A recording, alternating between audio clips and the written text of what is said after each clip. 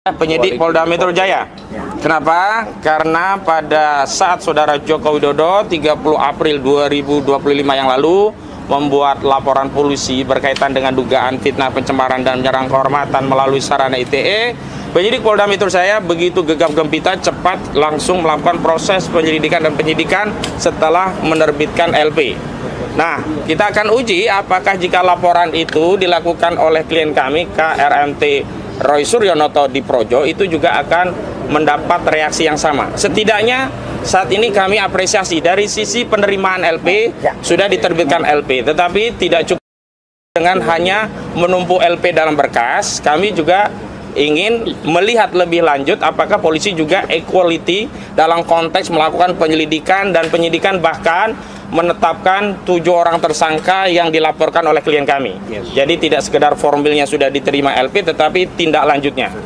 Yang kedua, kami ingin tegaskan sikap kesatria klien kami yang tidak saja melaporkan peristiwa, tetapi spesifik juga menyebutkan nama-nama yang nanti juga akan dijelaskan Bung Gafur, yang itu mengkonfirmasi bahwa klien kami tidak ingin mengekstensifikasi laporan ini kepada banyak pihak, seolah-olah nanti akan banyak pihak yang tertuduh dilaporkan. Ini berbeda sekali dengan laporan Saudara Joko Widodo yang saat itu hanya mengaku melaporkan peristiwa saja, tidak menyebut nama, tapi ternyata dalam LP yang dia tanda tangani itu justru sudah ada nama-nama. Bahkan nama-nama itu kan menjadi meluas, yang tadinya hanya 5 inisial, terakhir meningkat menjadi 12 orang terlapor. Dan kita ketahui ada 3 layer saat itu.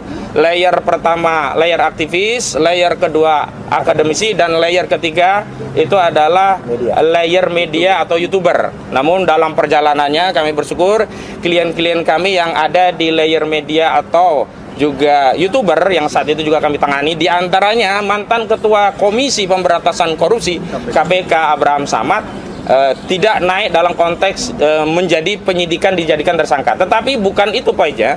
Pokoknya memang sebenarnya apa yang dialami atau yang dilakukan oleh Roy Suryo dan kawan-kawan itu adalah konteksnya sedang melakukan penelitian yang memang kesimpulannya menyatakan ijazah Saudara Joko Widodo palsu. Bahwa tentu saja Saudara Jokowi tidak akan senang dan juga pendukungnya akan kecewa berat, meradang, meronta-ronta, ya, gulung-gulung begitu ya, karena kesimpulan itu palsu, itu hal yang lain. Tetapi itu adalah konteks dalam konteks penelitian, dan hari ini justru tidak ada konteks penelitian sama sekali. Apa yang dilakukan oleh kubu Jokowi melalui sejumlah nama, diantaranya adalah Mo1, Irjen Mo1, nanti ada penjelasan yang lainnya. Itu sama sekali tidak punya underlying sebagai peneliti atau apapun. Bahasa-bahasanya bahasa frontal, bahasa yang tidak mungkin bisa ditafsirkan kecuali itu penghinaan, kecuali itu adalah suatu penyerangan kehormatan. Jadi tidak butuh ahli, tidak butuh ahli bahasa, tidak butuh ahli sosiologi, tidak butuh ahli psikologi, tapi kita semua orang yang punya nurani, punya akal sehat pasti akan setuju dan sependapat bahwa statement yang disampaikan oleh terlapor ini adalah tindakan-tindakan atau pernyataan yang terkategori menyerang kehormatan dan kemudian merendahkan marwah klien kami. Memang kami tak sampai hati untuk mengutip atau setidaknya mengcopy paste apa yang menjadi statement mereka, karena terlalu menyakitkan ya, terlalu vulgar begitu.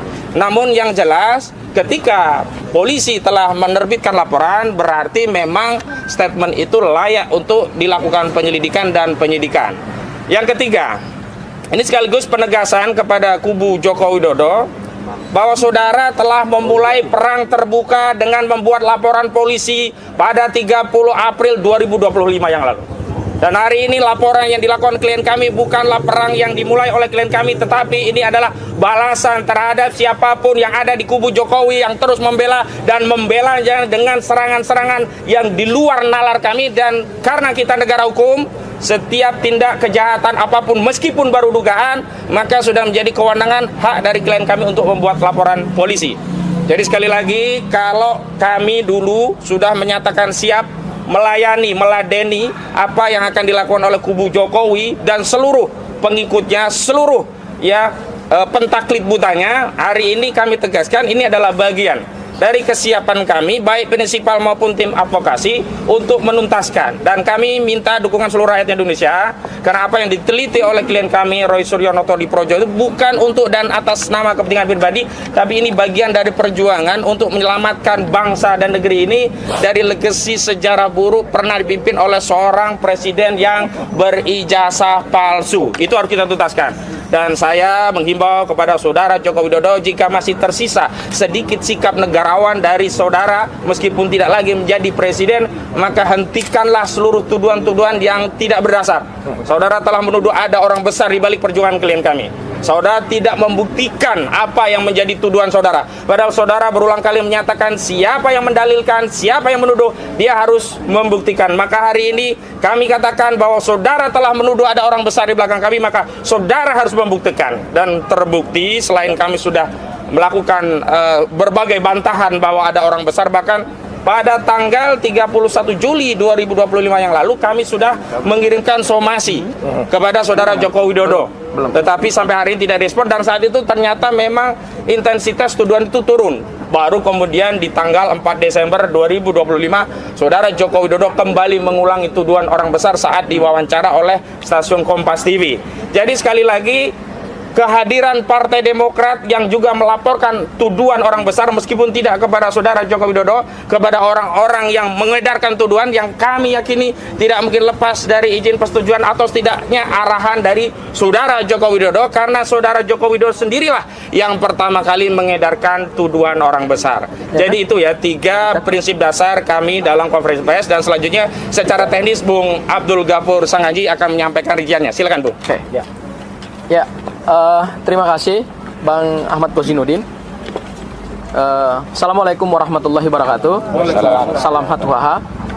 Pada kesempatan yang baik ini, pertama-tama saya mengucapkan selamat tahun baru kepada semua rekan-rekan media dan seluruh masyarakat Indonesia, bahwa pada tahun baru ini, sebagaimana tadi sudah disampaikan oleh Bang Ahmad Kozinudin, kita sudah punya produk hukum pidana nasional yang berlaku secara bersamaan, yaitu Undang-Undang Nomor 1 Tahun 2023 tentang KUHP dan Undang-Undang Nomor 20 Tahun 2025 tentang KUHP berlaku secara bersamaan sejak tanggal 2 Januari 2026.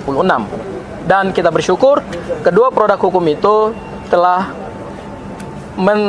mewakili nilai-nilai Pancasila, kemudian Undang-Undang 45 dan kearifan lokal, karena di dalam hukum pidana material kita sudah diadopsi namanya peradilan adat atau nilai-nilai hukum adat di dalam hukum pidana material kita. Nah, tahun baru tentu selalu ada hal baru, tentu selalu ada semangat baru, tentu selalu ada spirit baru, dan tentu selalu ada optimisme baru, tetapi juga tentu selalu ada peristiwa-peristiwa hukum baru. Nah, terkait dengan peristiwa hukum baru ini, terhadap polemik ijazah Pak Joko Widodo yang dari awal diduga adalah ijazah palsu berdasarkan hasil penelitian Mas Roy, Bang Rismond, dan Dr. Tifa, laporan Pak Joko Widodo kemudian diumumkan penetapan tersangka pada tanggal 7 November 2025 yang melahirkan 8 tersangka. Hari ini, tanggal 8 Januari 2026, Mas Roy melaporkan 7 terlapor yang mereka tentu adalah pendukung Pak Joko Widodo. Angka 7 dan angka 8 telah menorehkan sejarah baru lagi, yaitu tanggal 7 November 2025 lahir 8 tersangka, pada 8 Januari hari 7 terlapor. Ya, artinya angka 7 dan angka 8 ini melahirkan sejarah baru dalam konteks kekeseruan ijazah Pak Joko Widodo. Nah, perlu saya tegaskan bahwa apa yang dilaporkan oleh Mas Roy adalah dalam kapasitas sebagai seorang warga negara Indonesia, bukan dalam kapasitas sebagai tersangka. Ya, dahulu Pak Joko Widodo melaporkan Mas Roy dalam konteks sebagai terlapor. Hari ini di tahun baru kita masuk babak baru, ya, yaitu Mas Roy menjadi pelapor terhadap 7 orang yang kami duga itu adalah pendukung Pak Joko Widodo, ya. Dan yang dilaporkan oleh Mas Roy dalam konteks bukan karena merasa diserang atau bukan karena dalam konteks tuduhan ijazah palsu dia yang kemudian sudah naik dalam tahap LP Pak Joko Widodo, bukan itu konteksnya. Konteksnya adalah selama ini Mas Roy dituduh, ya, secara luar biasa, difitnah secara luar biasa terkait dengan kedudukan Mas Roy sebagai seorang warga negara yang harkat dan martabatnya dilindungi oleh konstitusi, dilindungi oleh semua kaidah-kaidah hukum pidana internasional, baik yang diatur di dalam Universal Declaration of Human Rights tahun 1948, ICCPR, International Convention on Civil and Political Rights, yang sudah kita ratifikasi dengan Undang-Undang nomor 12 tahun 2005, dan semua kaidah-kaidah hukum pidana nasional kita, baik Undang-Undang nomor 39 tahun 1999 tentang HAM, Undang-Undang Kekuasaan Kehakiman, dan 2 produk hukum pidana kita yang baru, yaitu KUHP dan KUHAP yang baru. Yang dilakukan oleh Mas Roy adalah melaporkan 7 orang yang kalau kita lihat kualifikasi deliknya sama dengan yang dilaporkan oleh Pak Joko Widodo, yaitu dugaan pencemaran nama baik dan fitnah. Bedanya adalah Pak Joko Widodo melaporkan dan kemudian lahir 8 tersangka itu menggunakan KUHP yang lama, yaitu pasal 310 dan pasal 311.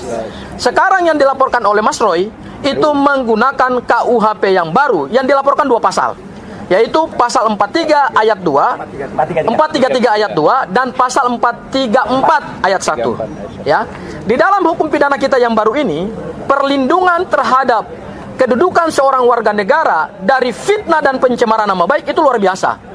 Ya, diatur di dalam bab 17 KUHP yang baru, dan luar biasanya di KUHP yang baru ini ada 5 pasal yang secara spesifik, dari pasal 433 sampai pasal 437. Dahulu di KUHP yang lama hanya 2 pasal, pasal 310 dan pasal 311. Jadi yang dilaporkan oleh Mas Roy, saya tegaskan kembali lagi, bukan karena kedudukannya sebagai seorang tersangka, tidak, tetapi karena kedudukannya sebagai seorang warga negara yang punya hak dan dilindungi oleh konstitusi dan dilindungi oleh hukum, mempunyai hak untuk melaporkan siapa saja yang diduga telah melakukan pencemaran nama baik dan fitnah. Itu hal yang pertama, ya. Hal yang kedua, yang dilaporkan Mas Roy ini ada 2 klaster. Klaster pertama adalah klaster di mana ada 5 terlapor yang diduga kuat telah melakukan pencemaran nama baik terkait dengan tuduhan dan fitnah bahwa ijazah Mas Roy adalah ijazah palsu. Ya, dan kemudian ada penyerangan terhadap harkat dan martabatnya Mas Roy sebagai seorang pribadi kodrati yang dilindungi oleh konstitusi dan undang-undang. Itu klaster pertama. Dan klaster kedua ada 2 terlapor, yaitu terkait dengan tuduhan bahwa Mas Roy terlibat di dalam proyek korupsi Hambalang. Pada saat itu Mas Roy sebagai bagian dari kader Partai Demokrat, ya. Tetapi perlu saya tegaskan, berdasarkan bukti-bukti yang sudah kami sampaikan kepada penyidik Polda Metro Jaya, setidak-tidaknya pada saat kami melaporkan ini dan di SPKT, Mas Roy saat itu bukan sebagai terlapor, bukan sebagai tersangka, dan bukan juga sebagai saksi. Sama sekali tidak ada hubungannya dengan proyek Hambalang itu, ya. Jadi nggak ada kaitannya. Tetapi narasi-narasi yang dibangun oleh para pemfitnah dan penuduh, seolah-olah Mas Roy, bahkan ada videonya, seolah-olah Mas Roy adalah bagian dari tindak pidana korupsi Hambalang, ya. Nah, oleh karena itu, dalam kesempatan yang baik ini, kami meminta kepada Polda Metro Jaya agar laporan Mas Roy yang sudah naik tahap pro justisia, 7 terlapor itu telah diterbitkan LP-nya, dan kemudian LP-nya ini akan diproses sesuai dengan KUHP yang baru. Karena sudah pro justisia naik pada tahap penyelidikan, kami minta ada beberapa hal. Yang pertama, penyidik Polda Metro Jaya harus betul-betul menegakkan asas-asas hukum pidana yang diatur dalam KUHP baru dan KUHP baru. Ada 4 atau ada 5. Pertama, harus menjunjung tinggi asas profesionalitas, harus menjunjung tinggi asas proporsionalitas, harus menjunjung tinggi asas imparsialitas, dan harus menjunjung tinggi asas subsidiaritas. Profesionalitas artinya penyidik harus menjalankan kewenangan berdasarkan KUHP dan Undang-Undang Kepolisian dengan baik. Tidak boleh ada orang yang punya akses ke kekuasaan dilindungi, sementara ada orang yang tidak punya akses ke kekuasaan itu kemudian ditindak. Kami tidak mau dong. Dalam penegakan hukum, penyidik begitu menerima LP harus profesional. Yang kedua, penyidik juga harus proporsionalitas.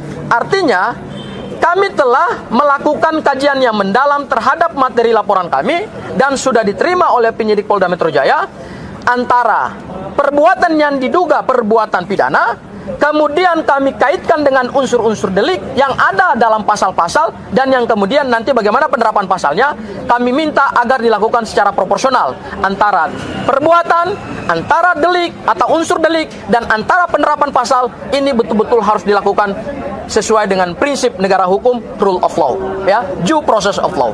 Dan yang ketiga adalah prinsip imparsialitas. Penyidik tidak boleh, karena ini laporannya adalah dari Mas Roy, tidak boleh kemudian nanti ke depan itu memilih-milih. Ya, kami harapkan 7 yang dilaporkan oleh Mas Roy itu jika ada bukti yang cukup, naikkan ke tahap penyidikan, kemudian juga tetapkan mereka sebagai tersangka. Supaya ini menjadi pembelajaran hukum kepada seluruh masyarakat Indonesia di dalam semangat dan suasana KUHP yang baru. Dan yang terakhir adalah kami minta juga hukum ditegakkan, jangan tumpulnya ke atas, tajam ke bawah. Jangan terhadap pendukung-pendukung Pak Joko Widodo dilindungi, kemudian terhadap Mas Roy dan kawan-kawan itu ditindak. Ini nggak fair. Ini nggak sesuai dengan prinsip negara hukum, karena kita sudah punya KUHP dan KUHP baru. Misalnya, yang hari ini seorang terpidana yang masih berkeliaran kemana-mana, yaitu Sylvester Matutina. Ini kan yang perlu ditindak nih. Kita sudah punya KUHP yang baru. Kewenangan kejaksaan sudah diberikan oleh KUHP. Kami minta supaya Sylvester Matutina segera dicari, ditetapkan DPO, kemudian dimanapun dia berada, ditangkap dan dipenjarakan. Sesuai dengan putusan pengadilan yang telah ingkrah. Dan yang terakhir adalah asas subsidiaritas. Penyidik Polda Metro Jaya harus betul-betul menegakkan hukum dengan baik, supaya tujuan hukum itu tercapai, yaitu adanya asas kepastian hukum, ada keadilan, dan kemudian ada kemanfaatan. Kami tidak ingin, jangan sampai laporannya Mas Roy hanya diterima pada tahap LP, kemudian naik tahap penyelidikan, tetapi kemudian tidak dilakukan pada tahap penyidikan dan tidak ada penetapan tersangka. Karena kenapa? Kami yakin terhadap bukti-bukti awal yang kami miliki. Dan berdasarkan ketentuan KUHP yang baru, alat bukti itu kan sudah diperluas menjadi 8. Ya, dahulu alat bukti hanya 5, sekarang menjadi 8. Salah satu 2 yaitu ada barang bukti dan kemudian bukti elektronik. Dan berdasarkan laporan yang kami sampaikan kemarin, kami basisnya adalah bukti-bukti elektronik, dan kemudian akan ada saksi yang kami hadirkan juga, dan akan ada juga ahli-ahli yang kami hadirkan. Ya, siapa 7 orang itu? Tentu nanti Mas Roy yang akan menjelaskan secara lebih rinci, dan kemudian apa saja peristiwa yang kami duga adalah peristiwa pidana, kemudian juga itu akan dijelaskan oleh Mas Roy. Mungkin tambahan saya minta kepada Bang Samsir selaku salah satu tim kuasa hukum juga yang mendampingi saat itu. Silakan Bang Samsir. Terima kasih. Assalamualaikum warahmatullahi wabarakatuh. Bang Samsir. Terima kasih kawan-kawan semua sudah hadir seperti undangan kita untuk datang meliput pada acara hari ini. Mengenai perkara ijazah saudara Joko Widodo yang pada awalnya sudah diteliti oleh Bapak Roy Suryo ini sebagai seorang peneliti, ini sebenarnya sesuatu yang memang jauh dari sasaran kalau beliau sampai dipidanakan.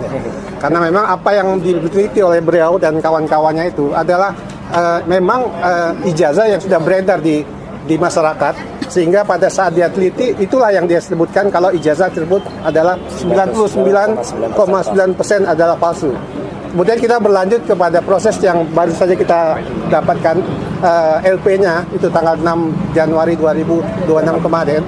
Nah, masalah yang demikian mudahnya mestinya untuk dibuktikan oleh saudara Joko Widodo berlanjut-lanjut sampai menyeret banyak orang yang membuat berita yang mencemarkan nama baik, termasuk juga fitnah yang dilakukan oleh orang-orang yang memang tidak mengerti mungkin ya. Tapi hal ini bukan sengaja ya, kita harus mendudukan masalah hukum hal seperti ini.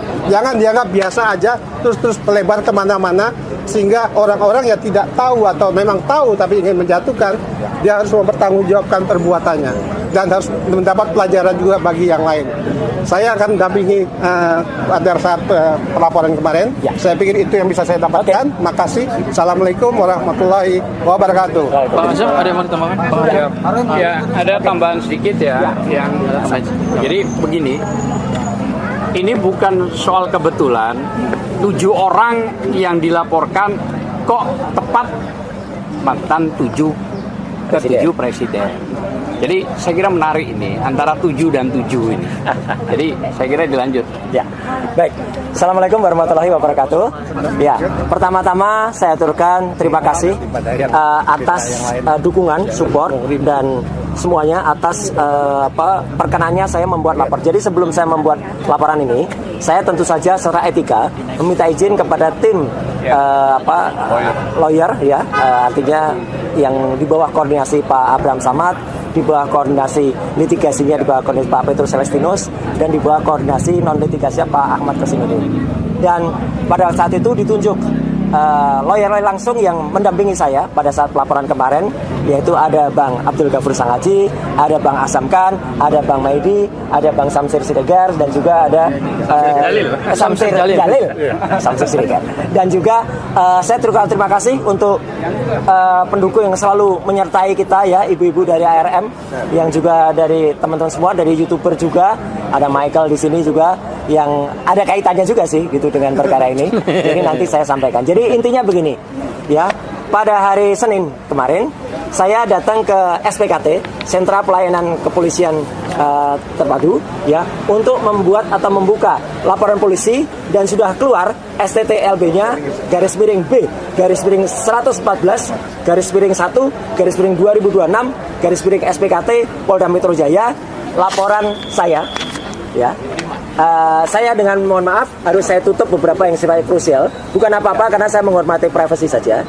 Dan saya telah melaporkan 7 orang.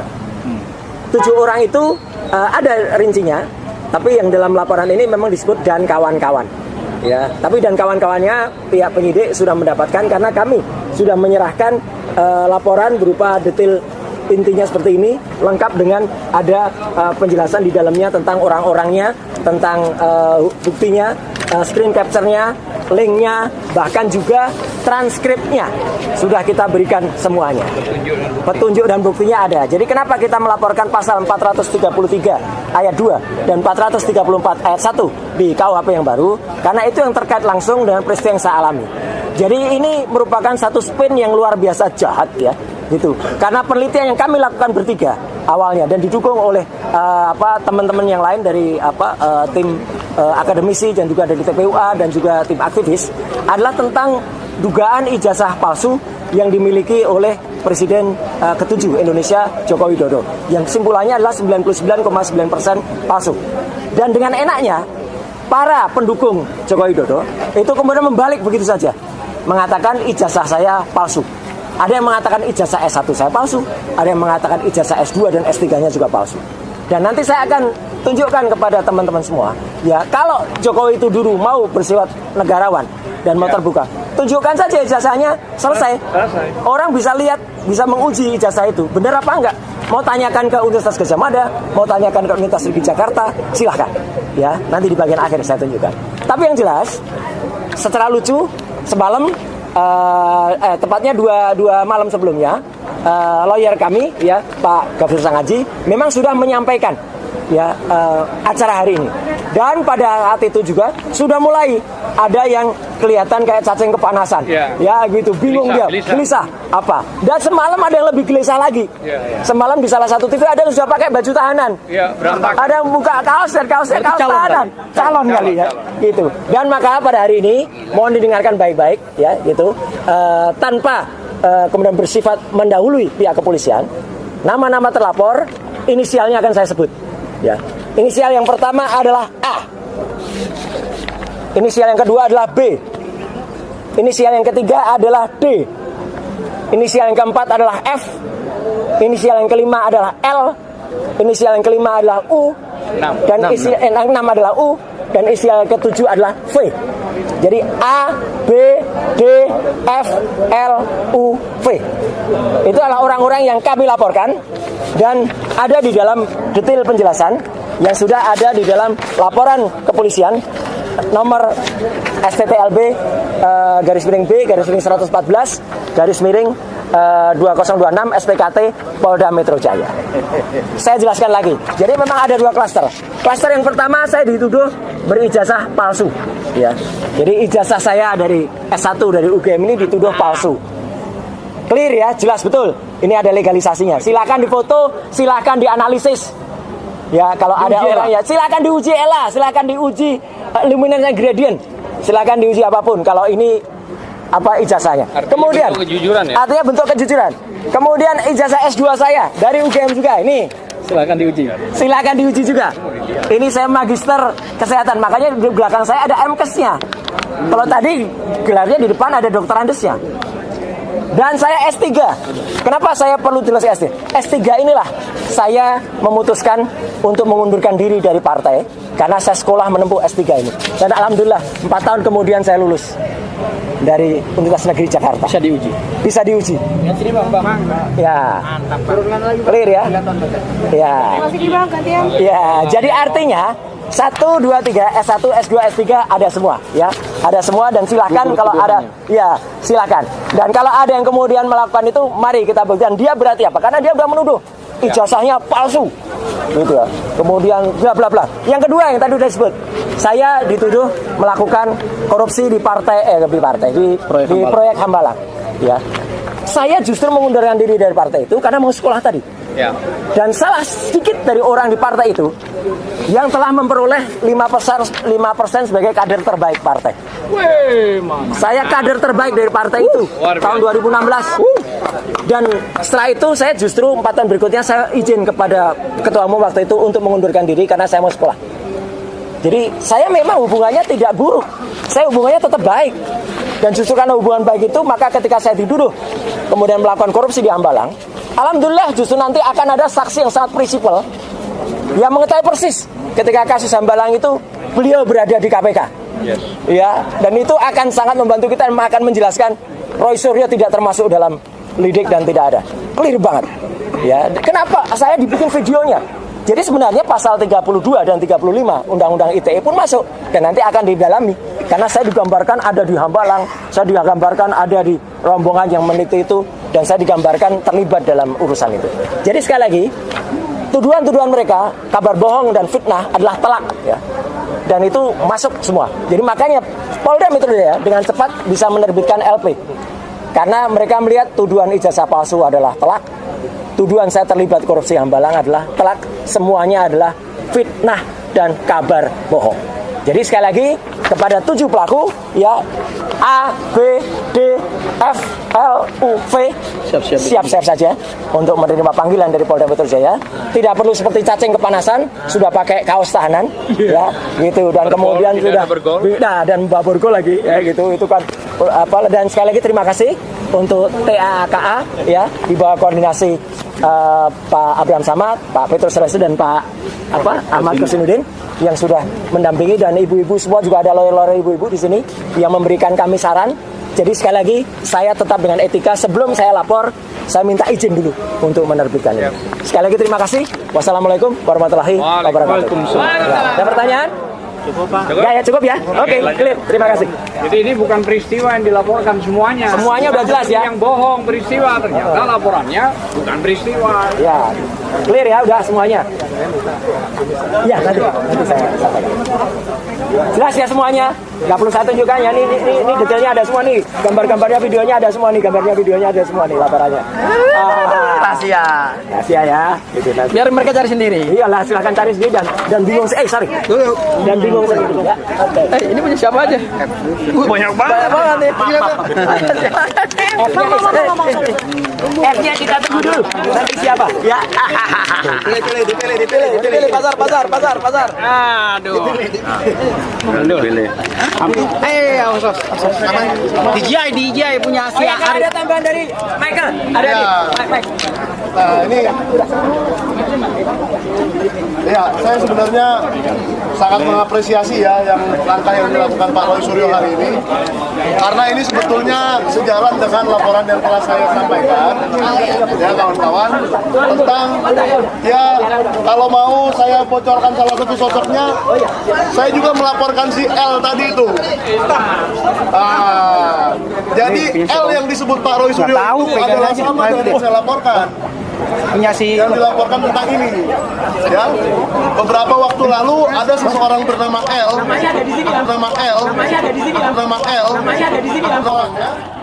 si L ini menuduh saya wartawan berita palsu wartawan gadungan dengan memanipulasi website Dewan Pers secara kurang ajar, sekarang tidak sepatutnya dan saya laporkan. Dan alhamdulillah puji Tuhan kita yang baru anak gue ini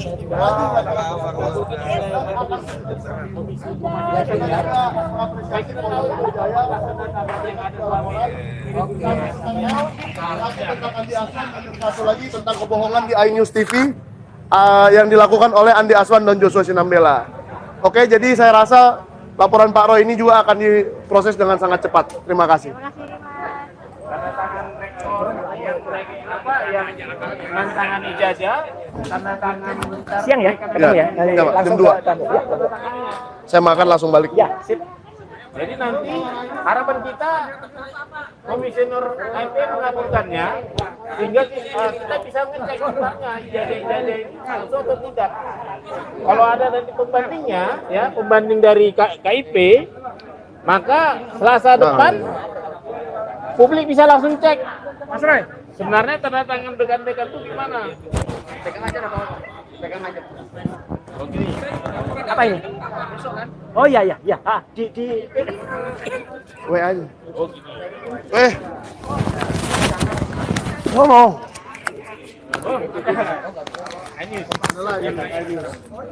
Izin Pak. Iya. Oke. Saksikan nanti Selasa ya. Selasa kita putusan KPU. Ya.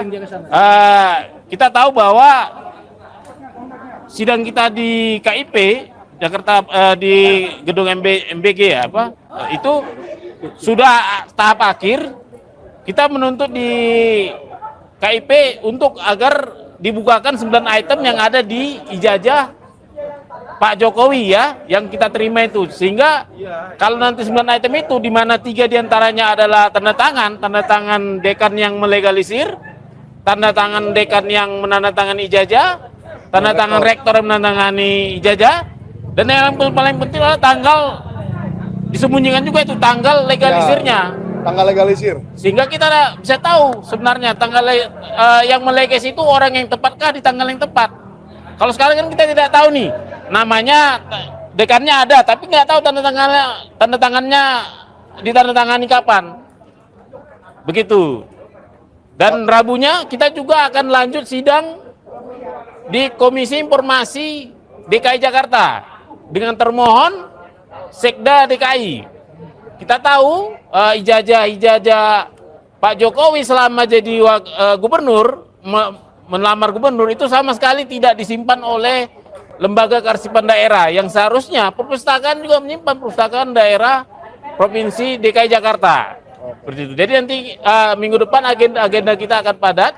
Pertama tadi keputusan dari KIP dengan termohon KPU, dan kedua adalah sidang keempat di Komisi Informasi DKI Jakarta dengan termohon Pemprov DKI Jakarta. Kemungkinan minggu depannya lagi itu untuk Pemkot Surakarta. Ya. Seperti itu. Nah, Baik. selama persidangan di Komisi Informasi itu dari awal sampai akhir mau pembuktian ini, yang ada nggak keyakinan bahwa KIP itu akan berpihak kepada yang benar? Menurut saya sih ya, seharusnya teorinya Majelis Komisi Informasi itu berpihak kepada informasi publik. ya. Ketika ada informasi yang disembunyikan, dia harus pastikan apakah disembunyikan itu benar-benar melalui uji konsekuensi yang benar. Kenapa disembunyikan? Itu kan harus ada namanya uji konsekuensi sehingga dia dikecualikan. Jadi selama persidangan saya melihat bahwa majelis itu sangat mengejar informasi ini agar dibukakan. Semoga nanti ya ini tetap harapan kita Komisi Informasi Pusat tetap konsisten. Bukan hanya kepentingan keterbukaan informasi publiknya yang dikejar, tapi juga pemohon informasinya terpenuhi ke hak-hak dan kewajibannya seperti itu. Oke, nih saya punya satu pertanyaan keren nih buat Pak Bonatua. Ah. Kalau ternyata setelah dibuka semua, ternyata tanggalnya tidak ada gimana Pak? Berarti tidak dibuka semua. Karena salah satu tanggalnya adalah dari 9 itu. Oke. Jadi 9 itu sudah pasti tanggalnya disembunyikan. Iya, Bukan tanggalnya tidak ada ya. bukan tidak Berarti ada. harus ada tanggal itu. Harus ada. Oke. Seperti itu. Nanti akan kita cari Wajib tahu ada. tanggalnya berapa. Karena 9 item itu nama, NIM, tanda tangan, tanggal ditandatanganin, tanda tangan di bawahnya itu tanda tangan rektornya, tanda tangan dekannya, seperti itu. Oke. Karena kan putih tuh, jadi nggak terlalu Iya. kelihatan. Dan uniknya semua KPU yang di bawahnya jadi mengikuti dia. Jadi KPU itu DKI semua. juga mengikuti KPU pusat, menyembunyikan juga. Oke. Gitu. Nah, kalau soal sidang yang di Solo bagaimana, Pak? Kayaknya itu saya lihat tuh Pak Dr. Topik, lawyer kita itu bagus ya. Bagus ya? Artinya saya yakin beliau, saya lihat flow-nya itu kan kemarin sidang pertama itu pembicaraan bukti ya.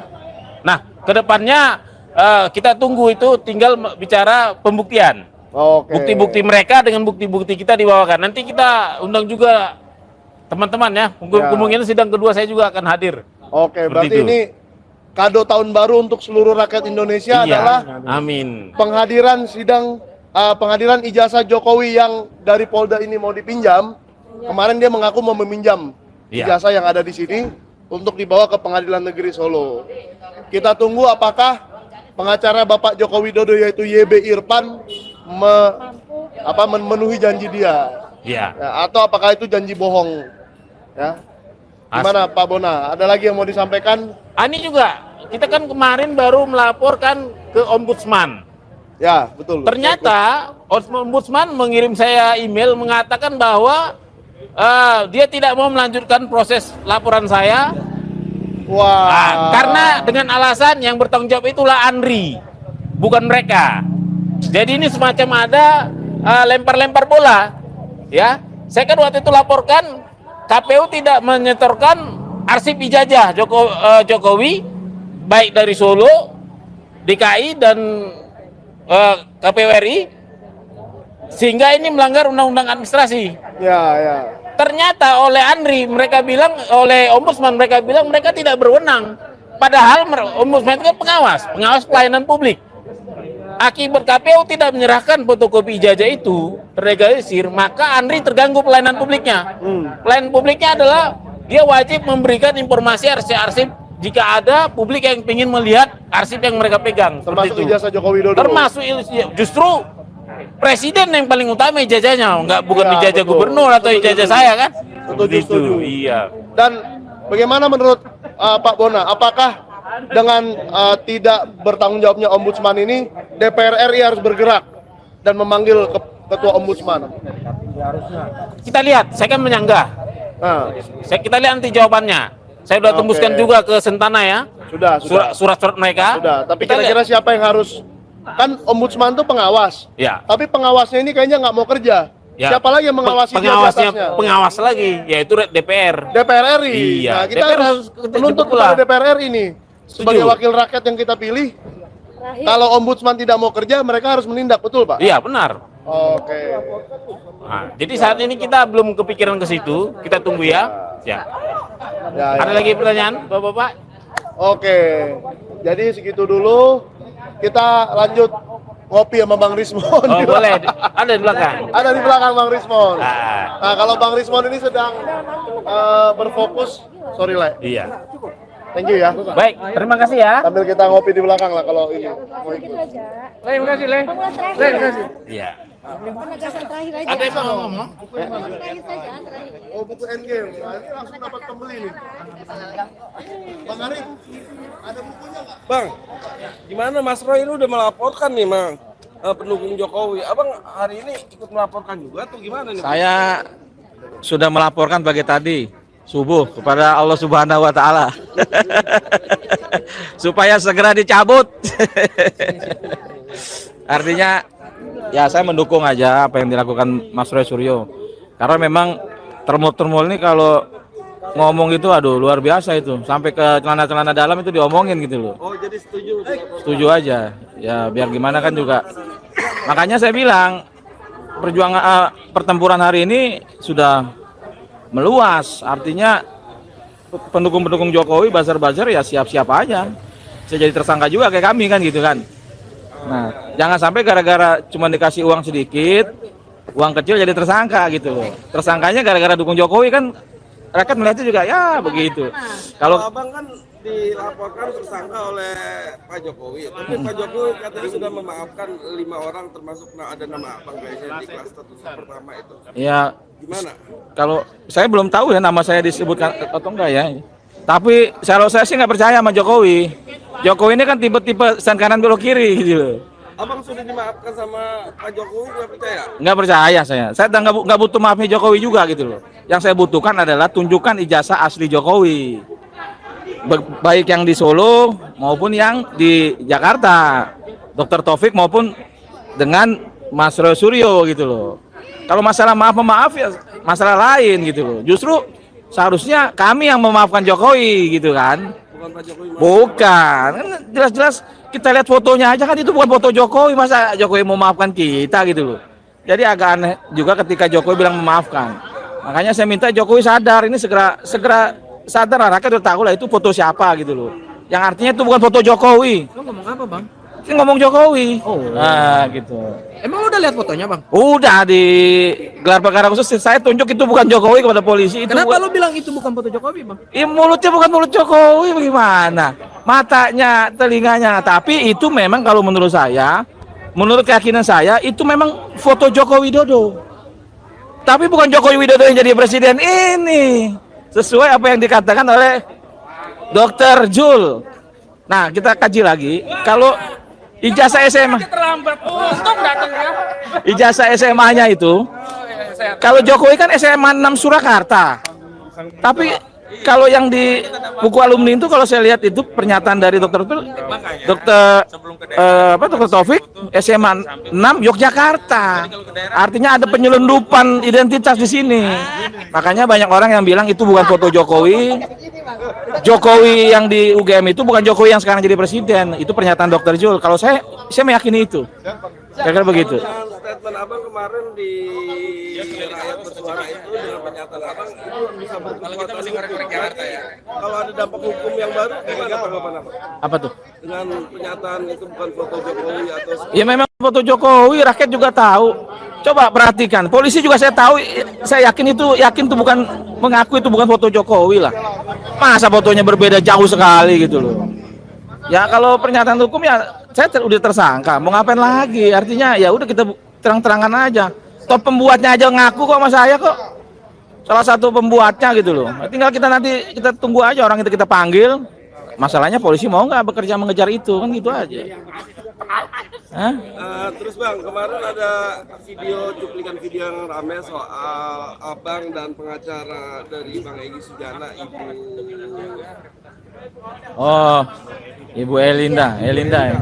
Kalau gimana tanggapan abang? Abang kayaknya dapat peringatan tuh dari Ibu Elinda. ya kalau saya sih menganggap Ibu Elinda itu ya kayak kakak saya aja lah gitu loh. Ya dia ngomong apa ya. Kalau saya pribadi saya biarin aja sampai puas, nanti kalau capek sendiri berhenti sendiri. Ya saya kalau ketemu kan suka bercanda juga sama dia.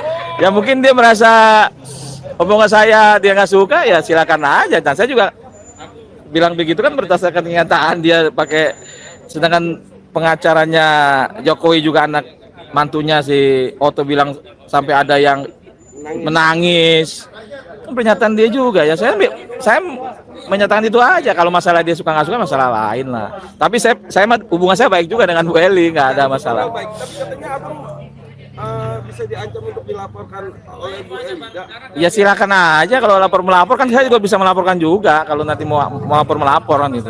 Kan ada pernyataan Bu Eli juga yang menurut saya nggak sesuai juga lah. Tapi kan karena saya berhubungan baik dengan Bu Eli, Bang Egy, kawan-kawan TPW, saya rasa ya itu hanya hal biasa lah.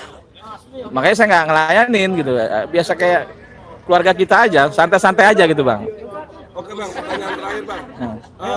Di klaster yang pertama ini 5 orang itu dari perkembangan abang menjadi tersangka itu, apa sudah ada penyidikan yang baru bang? Belum. Kita masih belum. Mudah-mudahan nggak ada penyidikan lah. Mudah-mudahan Jokowi sadar lah, mengakui selesai saya rasa. Dengan dia mengakui aja kepada seluruh rakyat Indonesia kalau itu bukan fotonya atau ijazah SMA-nya juga berbeda gitu dengan yang sesuai alumni. Saya rasa selesai masalah ini. Anggota-anggota dewan juga di gedung DPR juga saya rasa tahu lah itu foto siapa lah, nggak mesti mereka teriak-teriak gitu kan. Yang jelas foto yang berbeda gitu. Jadi banyak orang tahu. Cuman permasalahannya ini kan memang saya melihat imbasnya kalau ini terbukti dapat dibuktikan palsu kan bagaimana negara kan itu kan. Mungkin banyak hal yang dipertimbangkan oleh kepolisian atau yang lain-lain. Tapi Jadi kalau harapannya nggak berlanjut lagi untuk pemeriksaan ataupun apa? ya saya berharap selesai dengan pengakuan Jokowi aja gitu, bukan dengan memaafkan kami. Jelas-jelas banyak kebohongan kok di situ. Berarti nggak minta maaf, Bang? Itu yang Jokowi katanya tidak memaafkan gimana? Jokowi mau maafin apa masalah yang saya nggak salah kok. Yang salah kan Jokowi. Seharusnya Jokowi yang kita maafkan dengan cara dia mengakui kesalahannya, kita maafkan gitu loh. Jadi gini, kalau saya sama Jokowi itu nggak percaya, kurang percaya gitu loh. Jokowi itu kan tipe orang yang sen kanan belok kiri, dia terbalik-terbalik. Nah, ketika dia menyatakan ijazahnya asli, saya menduga ijazahnya palsu. Tapi kalau dia bilang ijazahnya palsu, saya malah menduga itu ijazahnya asli. Itu kan kebiasaan Jokowi yang saya tangkap menurut saya gitu loh. Jadi hal-hal kayak gitu, ya kita nggak percaya lah sama Jokowi lah. Tukang membuat kebohongan-kebohongan, mobil SMK, IKN, kereta cepat, kan banyak kebohongan-kebohongan Jokowi, puluhan, 11.000 triliun di kantongnya. Sampai sekarang Nah, buktinya nggak ada. iya, jadi itu menurut saya, aduh udah banyak bohong lah, luar biasa bohong. Jokowi meminta maaf baru menyelesaikan masalah ini. Tapi hukum tetap berlanjut sesuai hukum kan gitu. Jadi kalau Jokowi memang bukan minta Kira-kira seperti itu, Bang. tapi Jokowi minta maaf. Penyidik Polda Metro Jaya.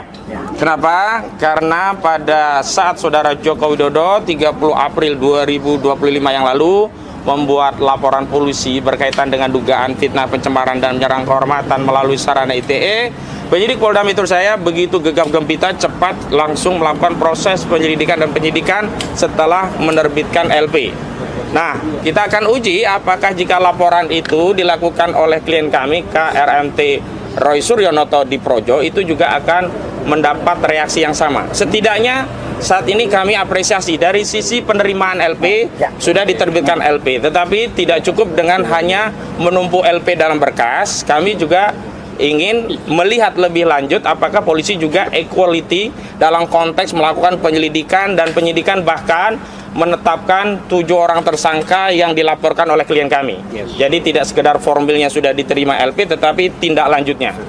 Yang kedua, kami ingin tegaskan sikap kesatria klien kami yang tidak saja melaporkan peristiwa, tetapi spesifik juga menyebutkan nama-nama yang nanti juga akan dijelaskan Bung Gafur, yang itu mengkonfirmasi bahwa klien kami tidak ingin mengekstensifikasi laporan ini kepada banyak pihak, seolah-olah nanti akan banyak pihak yang tertuduh dilaporkan. Ini berbeda sekali dengan laporan Saudara Joko Widodo yang saat itu hanya mengaku melaporkan peristiwa saja, tidak menyebut nama, tapi ternyata dalam LP yang dia tanda tangani itu justru sudah ada nama-nama. Bahkan nama-nama itu kan menjadi meluas, yang tadinya hanya 5 inisial, terakhir meningkat menjadi 12 orang terlapor. Dan kita ketahui ada 3 layer saat itu. Layer pertama layer aktivis, layer kedua akademisi, dan layer ketiga itu adalah layer media atau YouTuber. Namun dalam perjalanannya kami bersyukur klien-klien kami yang ada di layer media atau juga YouTuber yang saat itu juga kami tangani, diantaranya mantan Ketua Komisi Pemberantasan Korupsi KPK Abraham Samad, tidak naik dalam konteks menjadi penyidikan dijadikan tersangka. Tetapi bukan itu poinnya. Poinnya memang sebenarnya apa yang dialami atau yang dilakukan oleh Roy Suryo dan kawan-kawan itu adalah konteksnya sedang melakukan penelitian yang memang kesimpulannya menyatakan ijazah Saudara Joko Widodo palsu.